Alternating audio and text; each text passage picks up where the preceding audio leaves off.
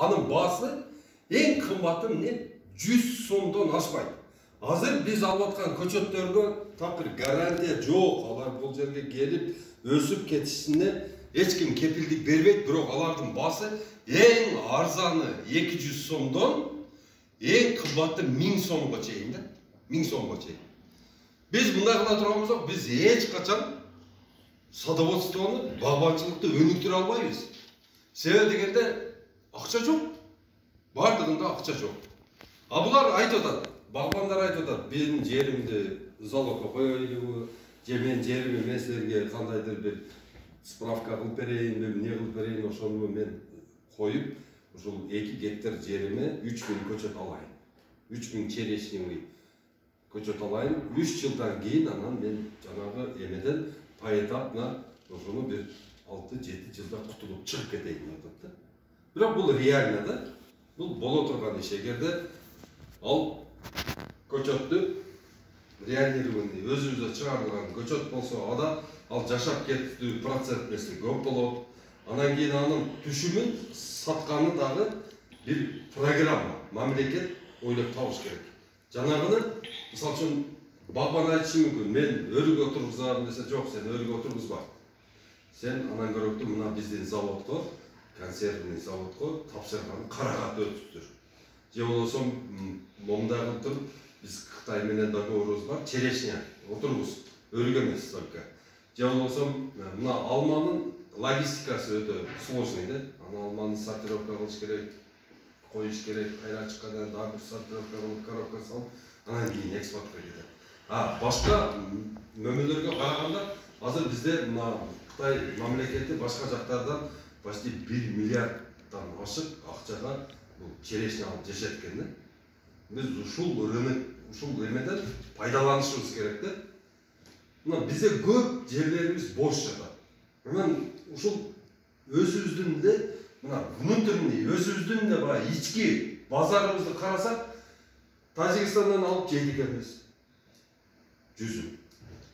Почти 700 миллион долларлык bir жылына жүзүм потребление кылат экенбиз. Bir жылына. А бизде жерлер бош жатат. Сиз айттыңыз го? Бизде жерлер бош жатат, биз бардыгыбыз иштебей эле отурабыз. Хурма алып жейт экенбиз Тажикстандан. О, я вот Саша сейчас да. Тынбай хурма келет. Фондовый товар.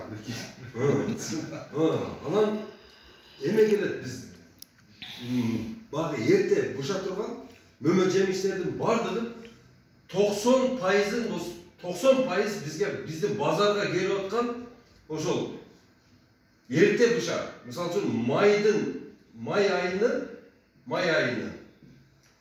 15-инен баштап ташышат мына Россияга. Жок, Кыргызстанга ташыйт. Өзбекстан менен Тажикстандан ташыйт дагы өрүк, хурма, жүзүм, эрте буша турган бардык биз базарды алдырып койдук да аларга. А биздин жер бош турат.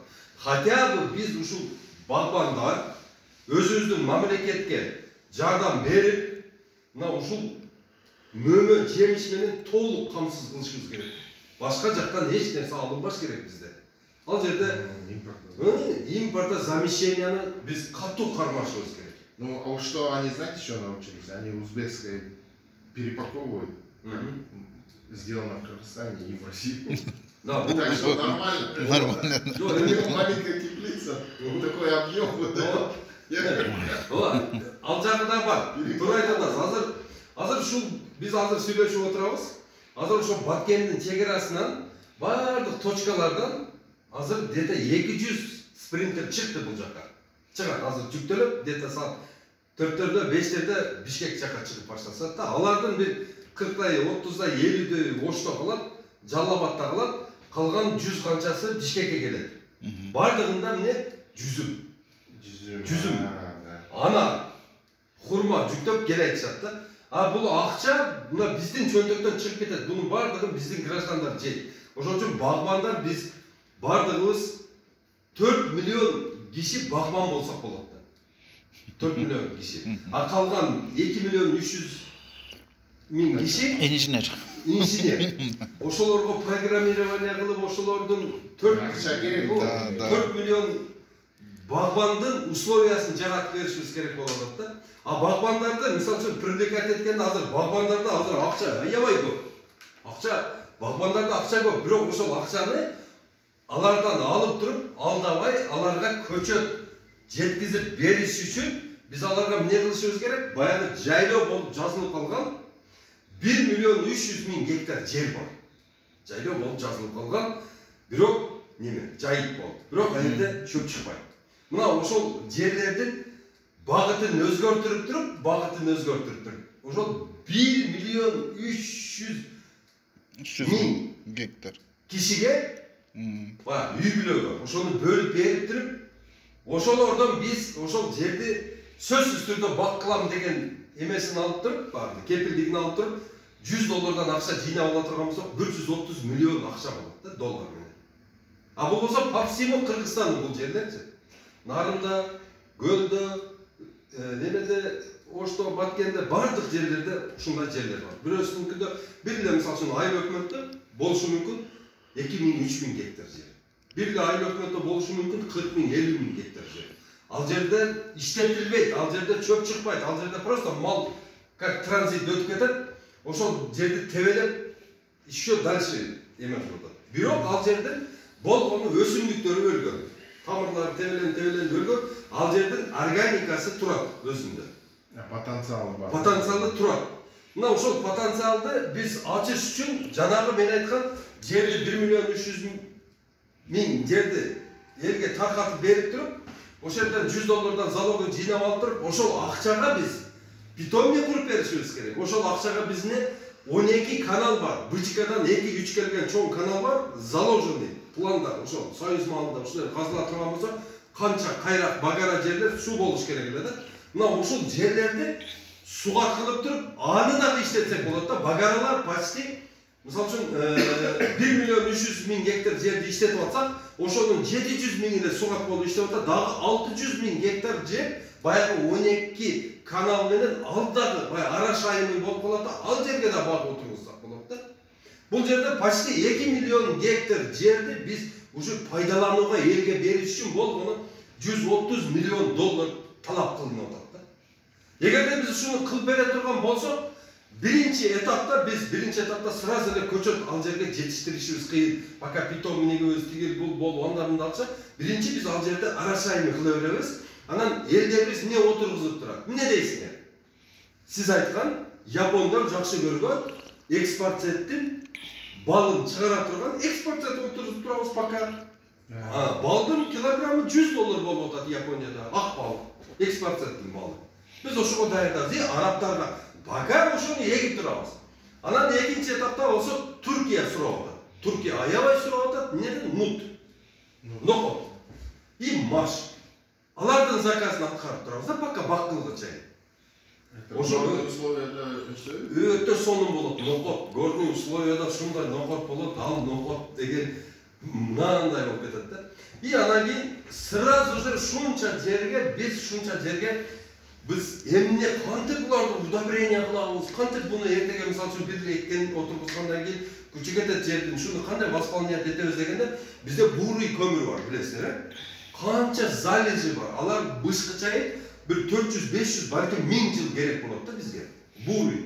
Он такой коричневый, да? Золотистый. Да. А из него оборудование можно из России привезти, из него делать органический удобрение жасаса болот. Исопропель тоже у нас. Да.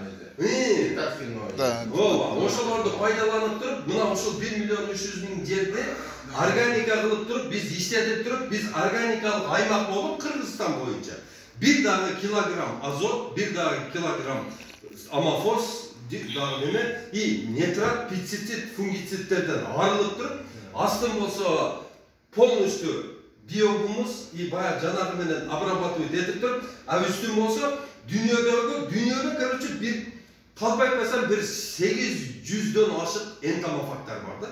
Энтомофаг бул деген энтомология илиминде энтомофаг деп биз азыр ошолорду тандап алып туруп, бул жерде азыр Кыргызстанда мына министерство сельхоз министерствода 5 өстүрүп атат да. Бирөөсү бул габрабракон, афилинус, амбрисеус. Это бактерии? Не, это это тоже такие насекомые, которые враги наших насекомых. А, понял. Да, тоже чимон была.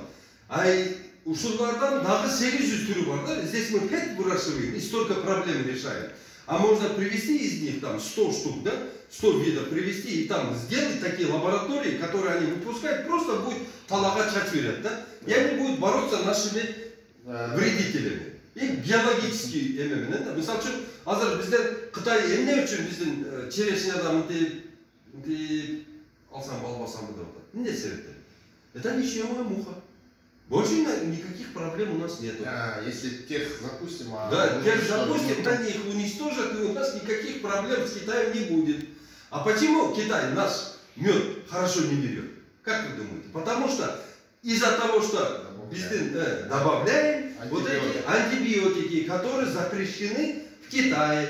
А почему бы нам не договориться с Китаем, пускай они нам свое лекарство дают, и мы будем лечить своих пчел ихними лекарствами, и никаких проблем с ними у нас не возникнет. Вот. Емен шулардың бардығын жасай тұрған бір план проект с малого, бір кичинекей емеден, но шул Бишкекте бір питомник құрышымыз керек болып отыр да. Пока. Да. Вот этот, я общался, Гаусухан на месте департамента. Мы держим. Там потом у меня с этим Курмангазы есть такой Паласта. Он сейчас яблоки делает. Он тоже польский. Да. Он уже польский. Да, вот. Они делают таким образом. Они будут маточник у них. Маточник жатқызып эме кылат.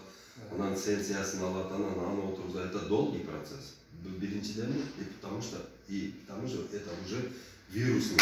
Где-то вирус. Анан биз эгерде инвитро лабораторияда жасай турган болсок, инвитро лабораторияда биз буну баягы молекулярный круг. Это в Центральной Азии нет, инвитро лаборатория. Центральной Азии нет. Да нет. Да.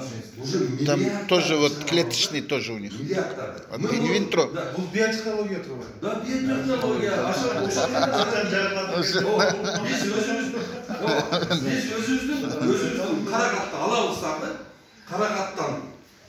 Мурдагы Карагат. Даже в СНГ нету, кстати, инвитро. Өзүбүздүн алмандар. В России планируют. Ушулардын бардыгын жасаш үчүн ушуга булушман экөөбүз күндөп экөөбүз көп сүйлөшүшүбүз керек болуп атат да.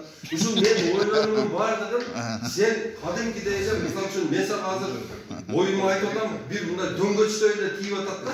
А ошону сен четко кылып туруп баягындай Көрөк сүйлөшүшүңөр керек.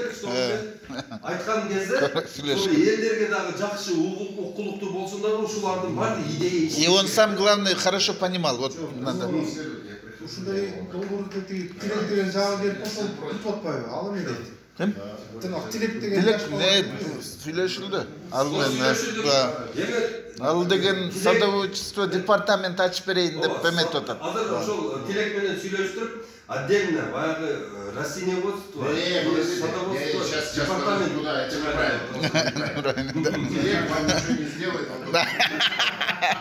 Остановитесь здесь, Я вам скажу, у меня поддержка хотел выкупить старые